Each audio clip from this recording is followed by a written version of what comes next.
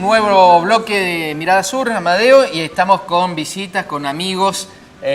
Mario Díaz, un histórico dirigente sindical y actualmente un dirigente cooperativo de la provincia de Córdoba, de la dirección de la Cooperativa Integral de Carlos Paz, la COPI. Gracias por venir, Mario. Digamos, hay que puntualizar, además de agradecerle que haya venido, hay que puntualizar que le hemos pedido que nos acompañe porque tuvo el privilegio y el honor de estar 2 veces reunido con Fidel Castro, entonces nos parecía un buen aporte también, digamos, de personas que han estado en contacto directo con Fidel. Exactamente, que no debe haber muchos en Córdoba, sobre todo la primera vez. Mario, contá cómo fue, en qué circunstancias, estuviste bastante tiempo con él. Sí, esto fue en el año 91, siendo secretario del gremio gráfico, fuimos convocados a un encuentro sindical latinoamericano y del Caribe contra el neoliberalismo.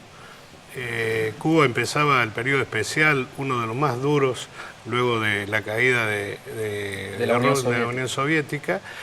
Y aún así... la época negra, ¿no? Porque se enseñoreaba el neoliberalismo, las tesis de Fukuyama, el fin de la historia. Todo, es un avance. Menem en Argentina, Collor de Mello en Brasil, etcétera, etcétera. Todos lados. Había el neoliberalismo afloraba, digamos, de todos lados.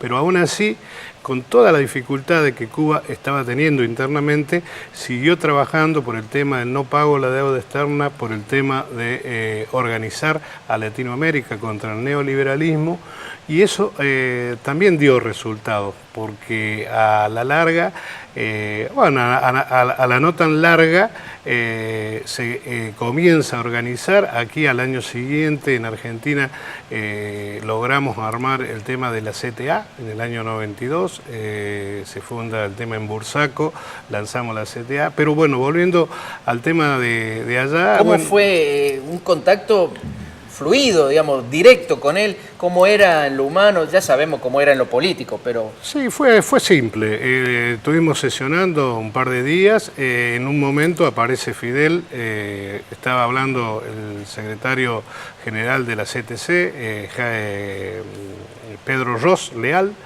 y acto seguido aparece Fidel, inesperadamente, no estaba programado, habla y nos convocan al Palacio de Convenciones a la noche. Todavía reservo la tarjeta de invitación, y ahí fue donde compartimos una cena muy austera por lo del periodo especial, pero por mucho tiempo, ¿no? Estuvo con distintas delegaciones, en ese momento sandinista, nicaragüense, bueno, de todos los países de Latinoamérica, y también luego nos convoca a un grupo para hablar. Yo entiendo que fui elegido en función de mi cargo que tenía, pero bueno, pudimos hablar largo tiempo ahí de todo lo que era Latinoamérica en ese momento, una mirada internacional, y cuál era también la mirada de él y la nuestra en ese sentido. Muy receptivo, nos escuchó mucho tiempo, pero también en su momento puso la palabra y planteó que él avisoraba condiciones para empezar a revertir y trabajar si se mantenían ciertas premisas que luego se fueron dando, ¿no? Aquí a través de la CTA, que logramos, bueno, parar algunas acciones que después fueron intercalándose y trabajando en forma conjunta con Brasil, con el PTP, con la PIT-CNT de Uruguay, y fuimos armando ese entramado desde lo sindical, y también desde lo político empezaron a emerger algunas acciones. Mario, te propongo que veamos cómo fue armando el entramado de su vida y de su revolución antes del triunfo del 59. Sí. La primera parte de Fidel en Personaje de la Historia. Como la lluvia sobre tu cara, o el viejo mapa de algún tesoro. Fidel Castro Ruz nació el 13 de agosto de 1926 en Virán, oriente de Cuba. Estudió Derecho en la Universidad de La Habana, donde inició su actividad política. En 1950 se graduó y en 1952 fue candidato a diputado, pero el golpe de Estado de Fulgencio Batista anuló las elecciones. En diciembre de 1956 desembarcó en Cuba con un grupo revolucionario, entre ellos su hermano Raúl y el argentino Ernesto Che Guevara, quienes iniciaron una lucha guerrillera que consiguió derrocar a Batista el 1 de enero de 1959.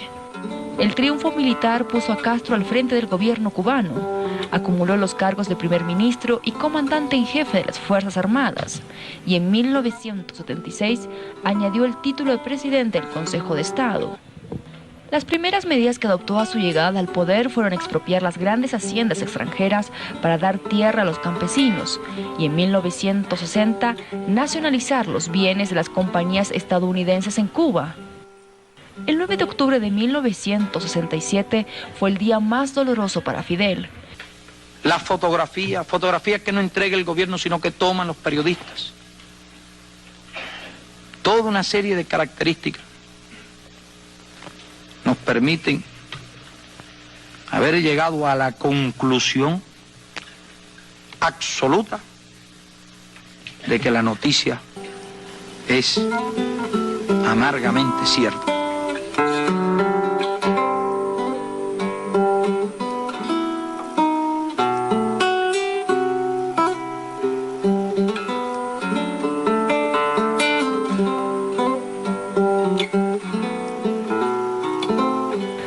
Pese a que su gran compañero de lucha fue asesinado, el comandante Castro continuó con el proceso revolucionario que dio lugar a logros en el área social, educativa y deportiva del pueblo cubano.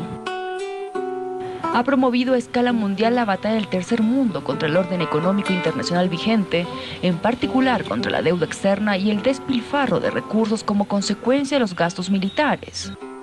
Basta ya de la ilusión de que los problemas del mundo se pueden resolver con armas nucleares. Arriba Argentina y Paraguay. Mario, y no conforme con ese encuentro en el 91, ¿volviste a verlo en el 92? Sí, en una nueva actividad también desde lo sindical. Bueno, se apareció en determinado momento a saludar a la delegación y ahí tuvimos la posibilidad de intercambiar, esta vez muy brevemente, opiniones acerca del desarrollo y también escuchar un comentario sobre que no venía bien la cosa en Cuba. Mientras se hacían todos estos eventos, por televisión después a la noche lo veíamos a Fidel enseñándole a plantar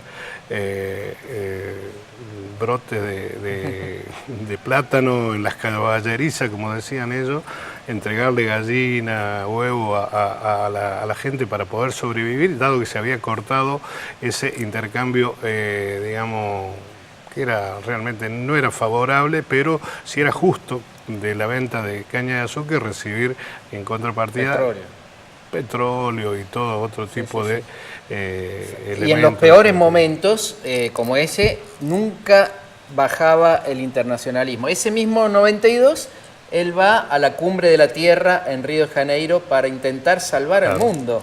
Y que de hecho la mayoría de los informes son mezquinos a la hora de mostrarte el otro Fidel. Siempre hay un foco puesto sobre el proceso revolucionario y no sobre todo el proceso posterior de decisiones políticas. El estadista. El estadista. Nosotros quisimos, habló 5 minutos, nosotros cortamos 2 de ese discurso que dio en la Cumbre de Río y son muy representativos de una mirada, estamos hablando de 1992. La verdad que la precisión con la que describe el mundo que viene es la misma que usó para describir el fenómeno de la deuda externa. Es un simple ejemplo de cómo se posicionaba como estadista. Vemos el informe para tener esa imagen un poco más amplia del líder. Con solo el 20% de la población mundial, ellas consumen las 2/3 partes de los metales y las 3/4 partes de la energía que se produce en el mundo. Han envenenado los mares y ríos, han contaminado el aire, han debilitado y perforado la capa de ozono, han saturado la atmósfera de gases que alteran las condiciones climáticas, con efectos catastróficos que ya empezamos a padecer. Si se quiere salvar a la humanidad de esa autodestrucción, hay que distribuir mejor las riquezas y las tecnologías disponibles en el planeta. Menos lujo y menos despilfarro en unos pocos países para que haya menos pobreza y menos hambre en gran parte de la tierra. No más transferencias al tercer mundo de estilos de vida y hábitos de consumo que arruinan el medio ambiente. Hágase más racional la vida humana. Aplíquese un orden económico internacional justo. Utilícese toda la ciencia necesaria para el desarrollo sostenido sin contaminación. Páguese la deuda ecológica y no la deuda externa. Desaparezca el hambre y no el hombre. Cesen los egoísmos, cesen los hegemonismos, cesen la insensibilidad, la irresponsabilidad y el engaño. Mañana será demasiado tarde para hacer lo que debimos haber hecho hace mucho tiempo.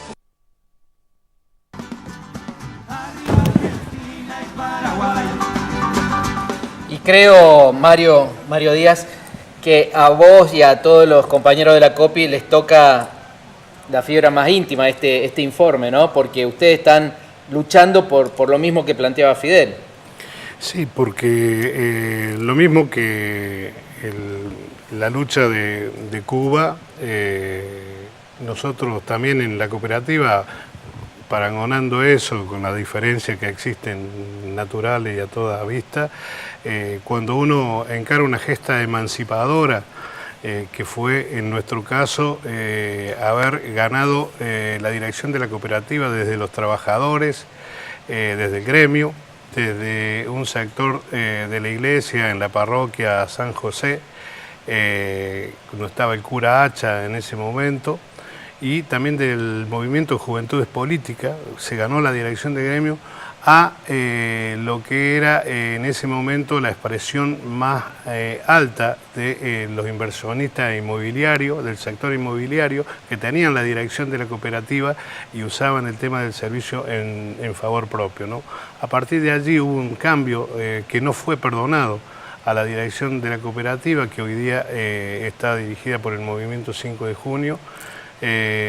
Bueno, eso es lo que no se ha perdonado, y la cooperativa empezó a demostrar no solamente mejorar la calidad del servicio, sino también la realización del encuentro latinoamericano de la cooperación, donde se expresó toda la vivencia y las posibilidades de que toda Latinoamérica se expresara y el Caribe se expresaran. Fueron muchos cubanos, Martínez Heredia, Borrego, que fue un compañero de combate del Che, de Colombia, recién escuchaba, el comandante Calderón, la hija. Y hoy luchando para estos postulados de Fidel, ¿no? Que el agua siga siendo un bien social y un derecho humano. Un bien social que hoy día está totalmente agredido por el intendente Avilés, que bueno, nos quiere quitar ese servicio, así como nos expropió el servicio del gas y ya anunció que nos va a expropiar el servicio de cloacas.